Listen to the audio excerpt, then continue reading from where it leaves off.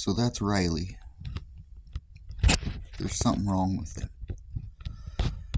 He was fine yesterday, and today he is sick, lethargic, won't walk, won't eat, won't drink. At first I thought he was just mad at me for going out last night, but no, there's something else.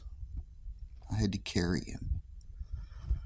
I've only had to do that a couple of times, and that's because his feet got cold.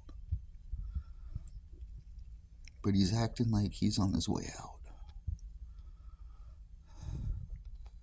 I really hope not.